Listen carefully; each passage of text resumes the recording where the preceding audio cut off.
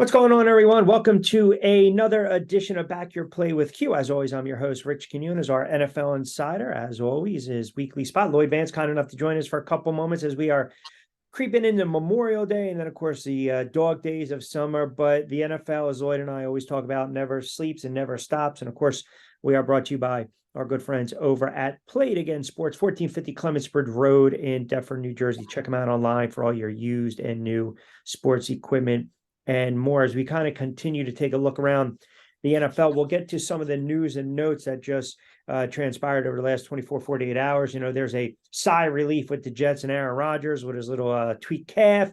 You got the new rules instituted for kickoffs, perhaps some possible flexing of Thursday Night Football. But as we go around the league today, on this day, on the 24th of May, we take a look at the NFC North, which was a Division One by the Minnesota Vikings, who ultimately lost to the Giants in the wild card game at home. Detroit's a team that we talked about a lot last year, Lloyd. Green Bay, no Rodgers, and then, of course, the Bears trying to build upon just a 3-win campaign and a young quarterback. So with that, let's talk a little bit about the NFC North. And I guess we'll speak with the obvious. No Rodgers in Green Bay. This is a team that won 8 games last year. They were 8-9. Rodgers couldn't get it done late in the season against Detroit. Where are you at right now with the Green Bay Packers? Obviously, you take him off that team, and they're going to turn to the young quarterback in Love. And I mean, do you see this team making any type of progress, or are we looking at a rebuild here with the Green Bay Packers? Yeah, Q, at this point, you have to start thinking maybe it is a rebuild. You have LaFleur there, who has 13 win seasons under his belt, but with Rodgers and he kind of not on the same page last year. They dropped down, as you were saying, 8 wins, and the roster, when I look at it, it's built. I think they want to be a passing team, but they've never really fixed that receiver position. The strength of this team, quite frankly, was always their offensive line, which has kind of gotten beaten up over the last couple of years, and then their running game with Dillon and then the other running backs. So they have to figure out their identity first and then kind of go from there. Now, Jordan Love, when we've seen his body work, not many starts underneath his belt, coming out of Utah State. A guy, when I watch him, though, it's too quick to run. He's not working through his progressions. And he needs to learn to be that pocket quarterback, because that's what LaFleur wants. He's not running a read option there or anything like that. He wants a quarterback that's going to stay in the pocket, read down the field, and see what kind of plays he can make. But they lost Robert Tonyan. He left.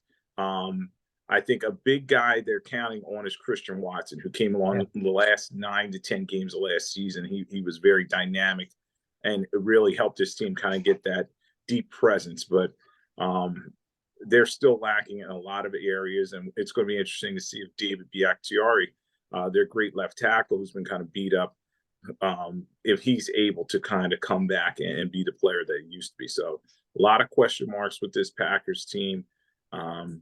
And we'll see if they're able to compete in the division. But right now, I'd have to say they're in the 3rd spot or so. Yeah, I would actually, believe it or not, I think they're going to be worse than Chicago, and that's not saying a lot. I mean, you mentioned Love.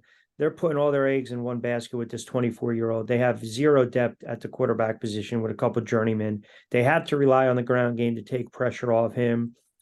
Jordan Love started. He played in 6 games in 2021. He played in 4 games last year. The numbers speak for themselves. I mean, the completion percentage, fine, 66%. Is a lot of check down, the pass off the run, so to speak. I'm just not a believer in Jordan Love, to be quite honest with you. And I think when you have a young quarterback, you have to be able to run the football. You have to have a defense. Last year, this team gave up way too many points at home. They were 5-4. They didn't win a lot of games on the road. They were 3-5. And that was with your Hall of Fame quarterback, Aaron Rodgers. So, yeah, to your point, they're going to have to figure out a way to give it to Jones a lot and run it and cut down the mistakes. And I'm not entirely sold on their secondary at all as well. I mean, I have this team penciled in right now, again, tentatively for maybe 5 to 6 wins. I think they're going to take a substantial step back. So I think we kind of both agree it's going to be a tough road ahead for Green Bay. Then you look at Chicago. Chicago last year was 3-14, and the Bears fans always clamor for, do we have the quarterback? Do we have the quarterback? I mean, the Bears to me are kind of like Cleveland was in the early 90s to 2000s, how Washington was. You know, you throw out all these different names of quarterbacks and all these guys that have started for those franchises. The same could be said for the Chicago Bears. I am not going to write off Justin Fields. I think the kid has shown the ability to be a leader. I think he's got that competitiveness. Again, if you look at this team and you look at some of their games last year, they're a young team where they just weren't able to figure out a way to win games late. I mean, I always look at a mark of a good team. Like, think about this. They beat Houston 23-20. They lost to the Giants 20-12. They lost to Minnesota 29-22. They lost to Washington 12-7. The Eagles game, they lost 25-20. They lost to Atlanta 27-24. They lost to Detroit 31-30. So those are games right there. Maybe 3 or 4 go their way. That's a 6, 7, 8 win ball club. So I definitely think they have something to build upon. And I know they wanted to kind of attack the offensive line. But again, my concern is, okay, have you given weapons around Fields, right? Because they really can't run the ball that well. They don't have a ton of wide receivers. Is this kid going to be scrambling for his life again and trying to create and ad lib and make plays on his own? If that's the case, then maybe you're looking at 4 or 5 wins. If they can actually get an semblance of an offense going, take some pressure off that defense, I think they're capable of winning 6, 7 games next year. Yeah, Q. And you talk about those close losses, and particularly that 1-point loss to the Detroit Lions on week 10. That was a tough loss for them. They lose at Atlanta by 3 points. And I was always a believer in Justin Fields. I know a lot of people thought coming out of Ohio State that he was going to have the Ohio State jinx, and he just was not an NFL-ready quarterback. But you saw as the season progressed, as you were saying, he kind of was working on his reads, and he was a dynamic player with not much around him. So it's going to be interesting to see if he's able to ignite this team. He has Chase Claypool that they got over from the Steelers in a trade. They went offensive heavy in the draft. And let's not forget, he ran for 1143. Mm-hmm. So that shows you how many yards this guy was taking on by himself. Reminds me a lot back in the day when Randall Cunningham's first come along with Philadelphia Eagles playing for Marion Campbell. He was just going out there making plays, being dynamic. Yeah, and you would have these highlight reel plays here and there. But unfortunately, the team would lose that game. But as you're saying, Ryan Poles, who's their general manager, and he's very savvy. He's coming in there. He's got a plan. He's very early on in his rebuild plan, and he has his quarterback. So Justin Fields is going to be his guy. They're going to build around him, build up that offensive line that needed so much work, and they are going to be a dangerous team. So they're going to be a fun team to watch. I'm looking at the schedule. They start by hosting Green Bay, then they're at Tampa Bay, at Kansas City. And then they have Denver at home. So, these are their first 4 games. Yeah. And we're really going to see with this young team is we're able to step up and their coach as well. Eberflus came over. He's a defensive coach coming from the Colts. That defense had some work to do. I'll just put it that way. So lots to look forward to for Bears fans. I know they're going to be moving into a new stadium as well. So a lot of excitement with the Monsters of the Midway. Yeah, 2-2, best case scenario after 4. You mentioned the game for Fields in that 31-30 loss to Chicago. Ran around 13 times for $147, 2 touchdowns on the ground, 2 touchdowns in the air, close to 300 something all-purpose yards. Look, I mean, they don't want that every single time out, but you saw the semblance of talent there.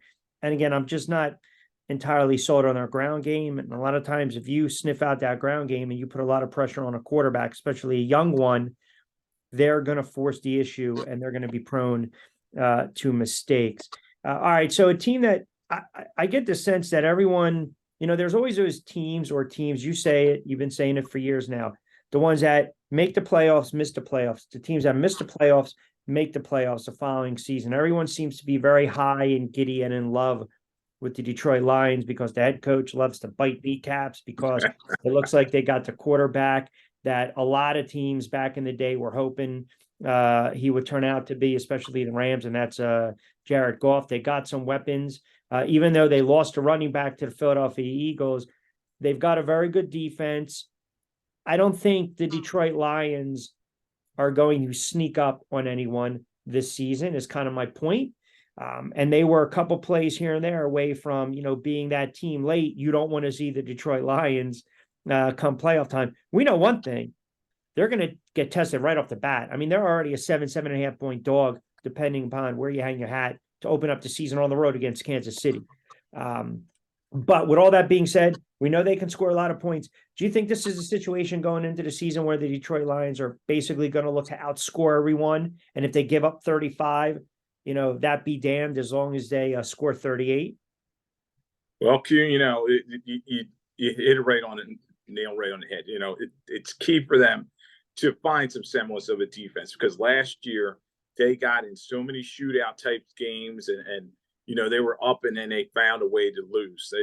But they ended up winning record 9-8, and everybody points to, all right, do you have a winning record and you have that ascension? I talk about those early Eagles teams that I covered with Don McNabb. They had I think 5-11 season, and they went about 11-5 and won a division, and a total surprise. And you wonder, is this the ascension that the Lions are kind of leaning towards with Dan Campbell? They were 9-8, averaged 26.6 points per game for 453 total points, but they also gave up 427, which is an average of 25 per game, which was 28th in NFL. So they have to fix that defense. Aaron Glenn is their defensive coordinator. He's going to have to shore some things up there, and they're a ball run heavy team, and they're losing Jamal Williams. He goes to the New Orleans Saints, which was a big surprise to me. And then you had DeAndre Swift, who kind of fell out of favor there with Campbell, and they sent him to the Eagles. So, you wonder, did they reach getting the Alabama running backs to in the draft where they picked him? But, they want to be a dynamic team, as you're saying, and they're going to drive the football down the field. Jared Goff, a guy who, I've picked on him over the years. I always thought he was kind of overpaid, a guy who was the first overall pick. Did he deserve it?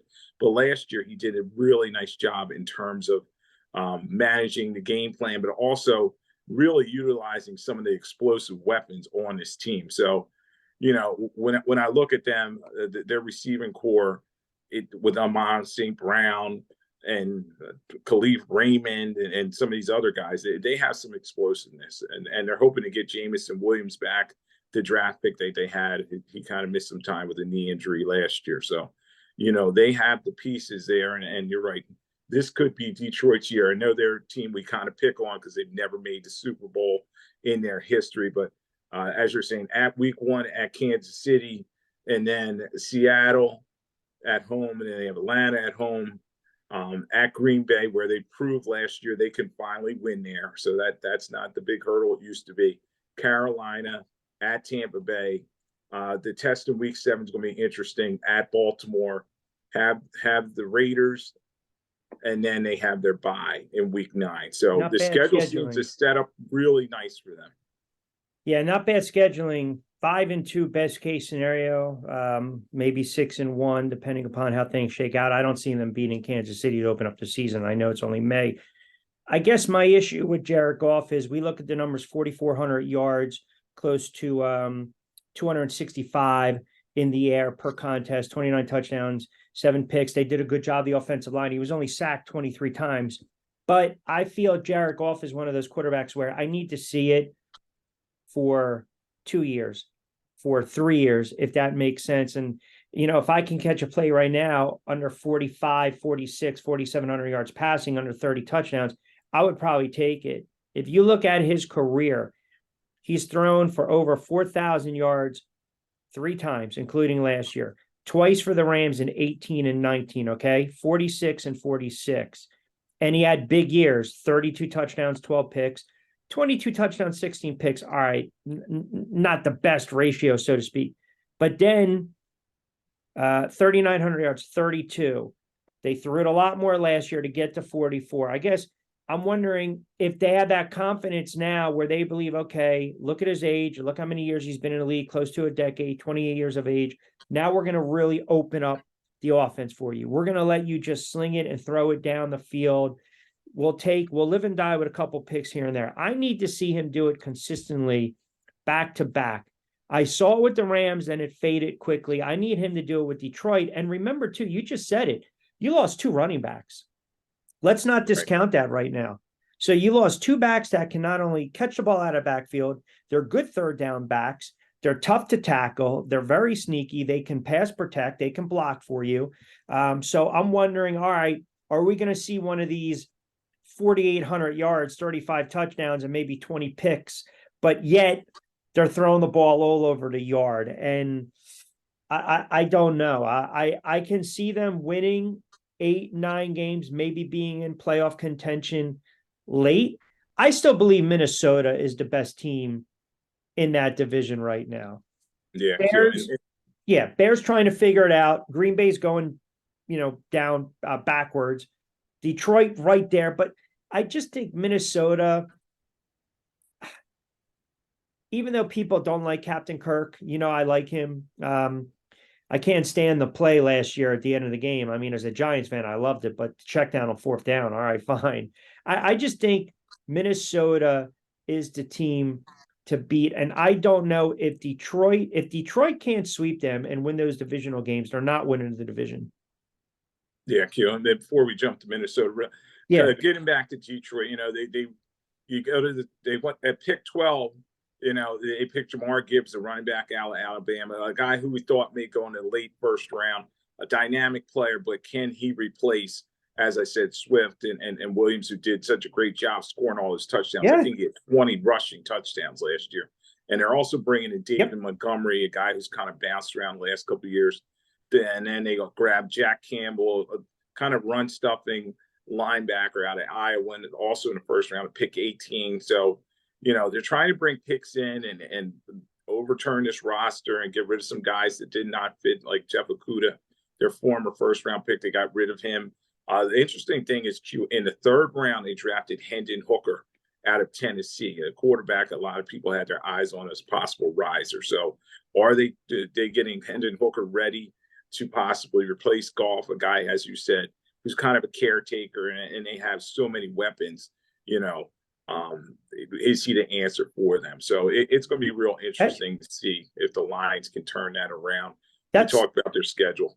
That's a great point you just brought up, by the way, right? And I still think they have faith in Jared Goff.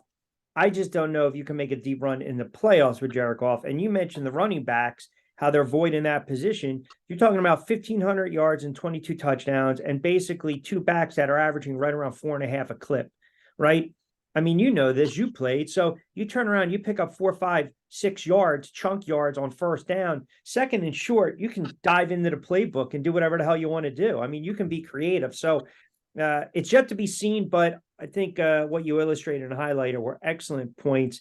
And that rounds it out to the Minnesota Vikings. You almost get the sense that it is boom or bust this year for Captain Kirk and company, right? This is almost like beam me the hell out of here if they don't get it done. I mean, they invested a lot of money in Kirk Cousins.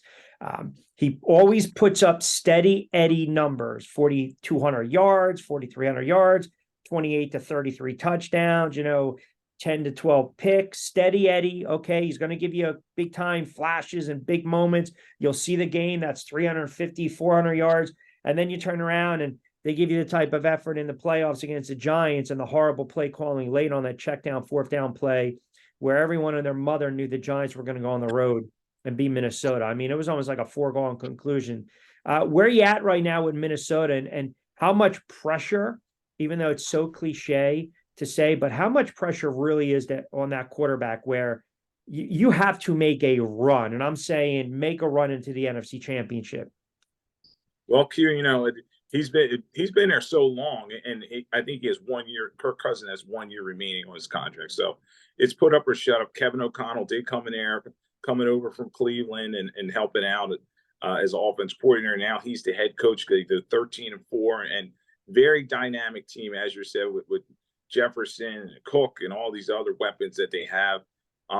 We're able to score 424 points, which was a little under 25 a game, which was 8th in the NFL. But conversely, that defense, Ed Donatel, their defensive coordinator, he's got to clean that thing up. They allowed 427 points.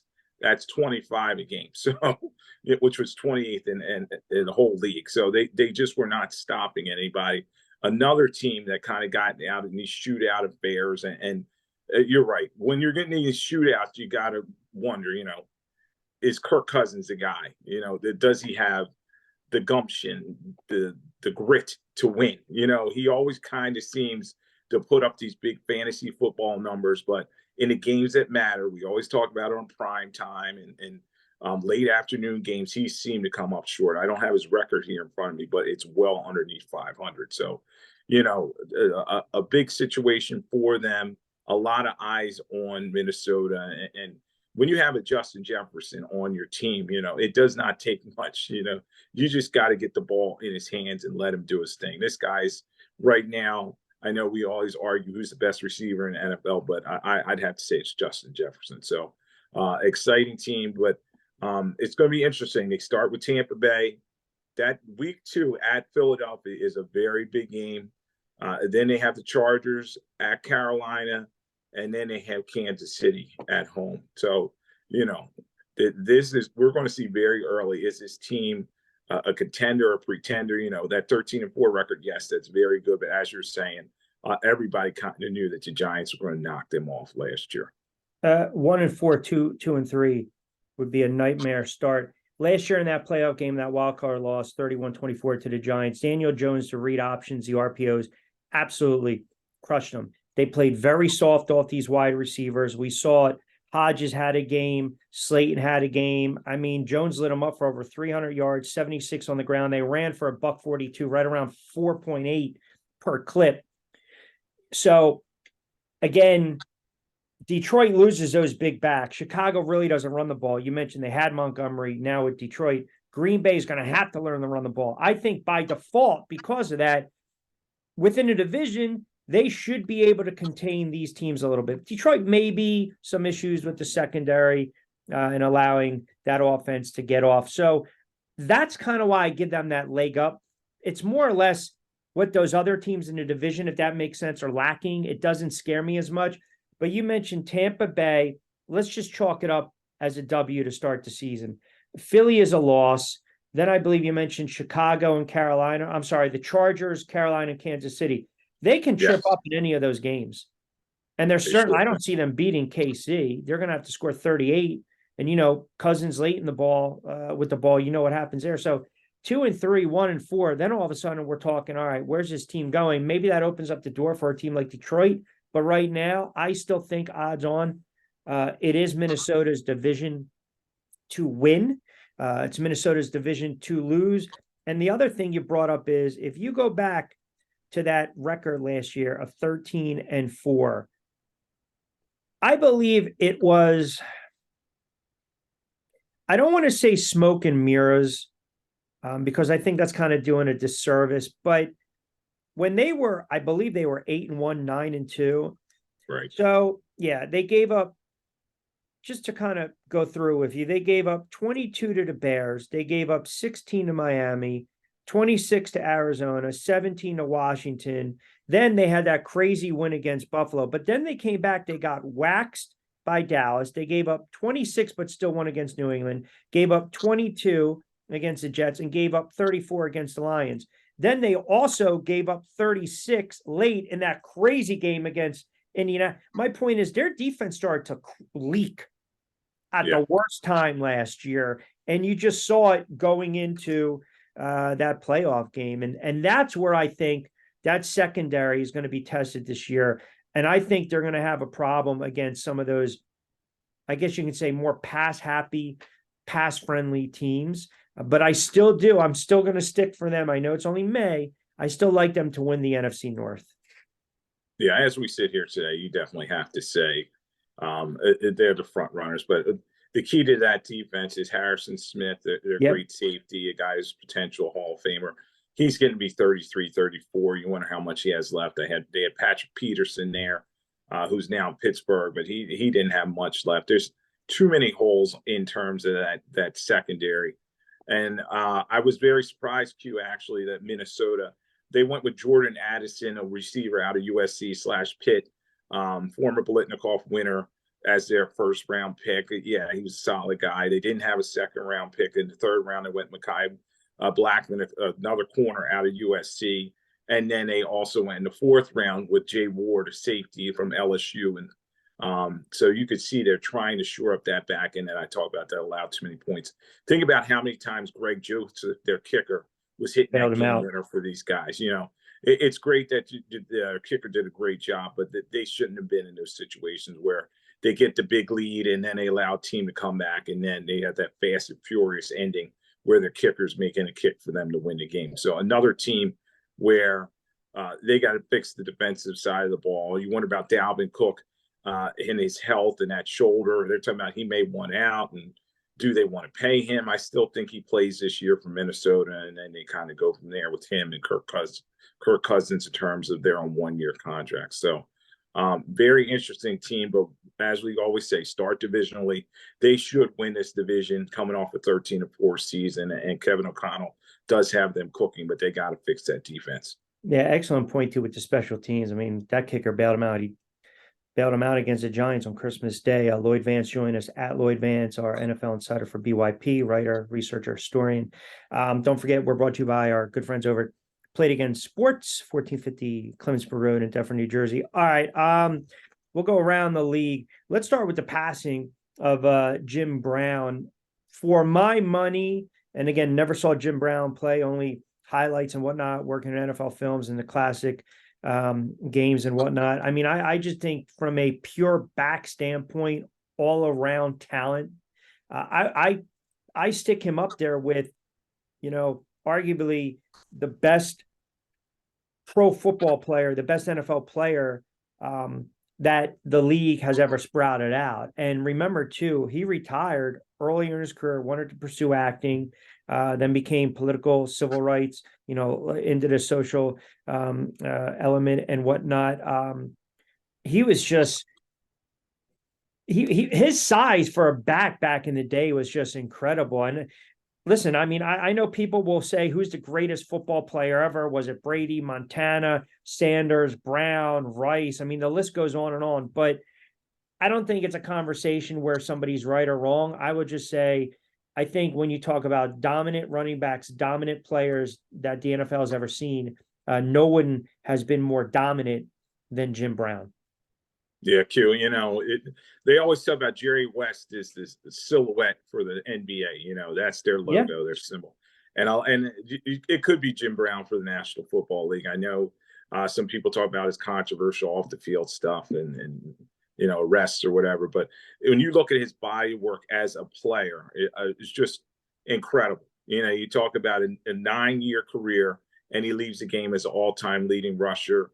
He wins the MVP award, and I also believe his team won a championship in his last season, and just a dominant player who leaves the game around 30 years old and then becomes an actor and then goes on to do a number of incredible things with his life. So it's an unfortunate passing, but somebody who had a lot of wisdom about the game, very outspoken player, kind of a precursor to the guys that are here today. You know, he was not afraid to just speak his mind at a time when, particularly African-American players, they had to kind of keep their mouths shut because there was a quota system. So he was a leader, a guy who would be dearly missed, but he was an incredible player. As you talk about the NFL films, you know, a couple of years ago, we had the NFL 100 celebration, and I believe he was, if not the top player or in the top 5 in terms of the greatest players of all time. So he will be missed. I know my grandfather, who watched many games at Franklin Field in Philadelphia, said he was the best player he ever saw. NFL MVP 3 times, won an NFL championship with the Browns in 64, led the league in rushing yards in 8 out of his 9 seasons. And by the time he retired, most rushing records. And you mentioned too, the off the field stuff. You can't tell the whole tale 100% without mentioning that as well. 6'2", 232, played lacrosse. They argue he's the greatest lacrosse player ever, comes out of Syracuse, played multiple sports. I look at, the offenses back in that day, and when you have a weapon or had a weapon like Jim Brown that was so hard to tackle and take down, and they can really sit there and say, well, he was a fullback running back, man. I mean, let's call it, let's it's all semantics. Over 12,000 yards, he averaged 5.2, 106 rushing touchdowns, another 20 receiving touchdowns, close to 2,500 yards receiving, so well over 14,000 all-purpose yards with a $126 touchdowns. I mean, I look at, Barry Sanders, Walter Payton, O.J. Simpson, Franco Harris. Those guys, if you think about it, they didn't really have the longest of long careers to some extent. I mean, Harris retires with Seattle. Everyone remembers him with that Seattle jersey. O.J. Simpson retired with the 49ers. But these are guys 10, 11 years in the NFL. Barry Sanders retired at the top of his game. Walter Payton, I think out of all those, Walter Payton probably played the longest, I believe. I'd have to double check. He had 16,000 yards. Walter Payton played from 75 to 87. So you're talking 12, 13 years. I mean, those to me are kind of your pantheon of running backs, right? I mean, no disrespect to Emmitt Smith, but I also thought later on, kind of that Jerry Rice's compiler, still all-time greats. Please don't get me wrong, all-time greats, but just kind of filling the stat sheet, so to speak. So for my money, those 4 or 5 that I mentioned, to me, they were the best. And when you talk about the Mount Rushmore running backs, Jim Brown's definitely on there. He's just a dominant player. I remember interviewing Chuck McNarick at Eagles training camp, and he was older then, but he said it hurt to tackle Jim Brown. He'd hit him, but he said he didn't want to. You know what I mean? And he's just a dominant player, a guy who could have played in any era. Yeah. And you talk about some of those other running backs. Now he's kind of going down the list. I know the NFL's a passing league first now, of course, but you see guys like, and I don't want to pick on him, but Frank Gore. He's kind of that compiler that you're talking about. He's moving guys like Jim Brown down on the list, and Brown was just an all-time dominant player, and he really loved that rushing title record, and he was happy when it was Walter Payton that broke it. He wanted a guy that was a tough, physical football player, as you said, not just a guy who could run the ball. And that's what Jim Brown was. He's a guy that could pick up the blitz. He did a variety of things on the field, and just a tremendous player. And then, as you said, became an activist later on in his life, did so many great things in a lot of great movies. The movie he ended his career for, The Dirty Dozen, that's one of the best out there. No doubt. If fans want to see something. He had a great performance in that movie, and that kind of spurred what he did later on in his career. I also enjoyed I'm Gonna Get You, Sucker, where he was in that too. You had a classic, right? The Dirty Dozen, right? Jefferson, right? When he's running like a running back, dropping the grenades in the air, that's right, and whatnot. That's a great movie. All right, I know I got you for a couple more minutes. NFL owners, they appears to be that final step yesterday to help kind of decrease injuries on kickoff. So more dramatic set of changes, approving a rule that will incentivize fair catches on balls fielded outside of the end zone. So basically, fair catch on a kickoff will be placed at the 25-yard line, regardless of where it's fielded. So, I mean, I'm thinking about this in my mind. And what if you get like a goofy pooch kick that's caught at the 40? Now you're going back 15 yards. But I understand why they're doing this. Player safety, but in the same breath, then why the hell are you thinking about flexing certain games for Thursday Night Football? Like, the hypocrisy of the NFL continues. I think a lot of it has to do with the concussions too, right? The concussion rate has increased over the last 2 years in the NFL. Yeah, Q, it's reactionary. And we know for years they kind of swept under the rug. The whole concussion thing was NFL's dirty secret, but now they're kind of doing some proactive things to kind of help the safety of the game and prolong some of these guys, because we all know about the CTE thing and some of the unfortunate stories like a Junior Seau and some of the other guys that were prevalent, and you're seeing it's affecting them. But I always loved kickoffs, man. And to see those guys spread their arms out and kind of wave it off and they move to the next play. Think about the excitement of when like a Devin Hester would take that ball and take it to the house and go for a long run. And a guy that I covered and talked to for the Jets, Brad Smith, he was a great special teamer. So you talk about,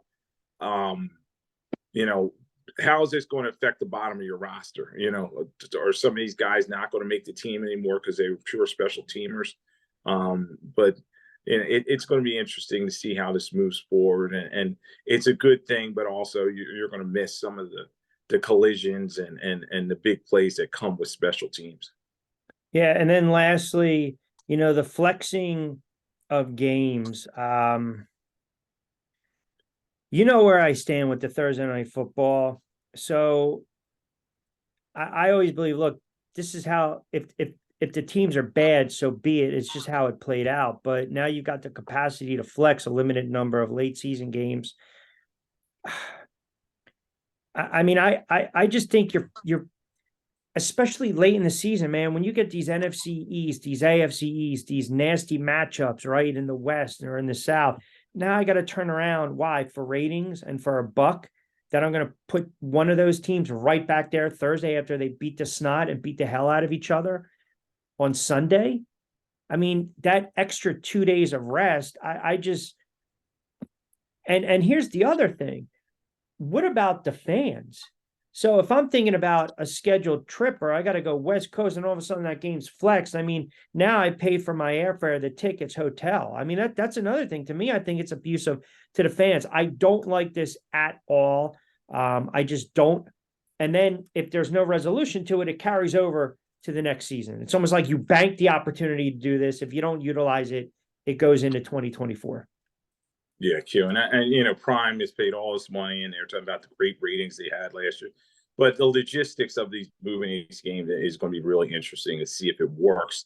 How many weeks in advance are you going to give these teams, as you're talking about? It's a scheduling nightmare.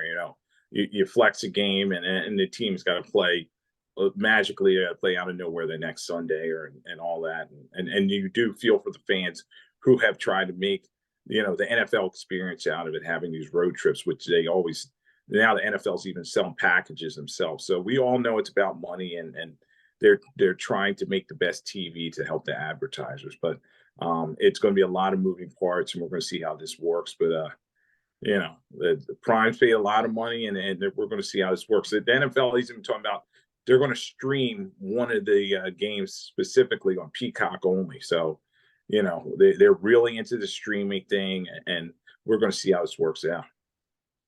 Next week, we'll take a look at the NFC South. Our NFL Insider Lloyd Vance, kind enough to join us on a Wednesday edition of Back Your Play from our good friends over at Play It Again Sports, 1450 Clemensbridge Road in Deptford, New Jersey. Give Lloyd a follow on Twitter. As always, check out the YouTube channel, Rich Q on Q, Buzzsprout, Spotify, and Apple. We'll get this sucker up and running, and we'll put it up there as soon as we are done. All right. I don't know, man. It's just, like I said, I can't wait for football to get here, but it gets annoying May, June, July, because we're in the dog days of summer. And I know we're going to have unless the Boston Celtics wake up and beat Miami in 7, we're going to have a snooze fest of an NBA Finals. You got baseball. Can you get me to August so we can start a little training camp and start to take a look at some of these week 1 matchups out. But next week, NFC South, and then we'll go with the NFC West after that. So it should be interesting and fun as always. I always appreciate you jumping on board for a couple moments, pal. All right, Q. Thanks for having me on.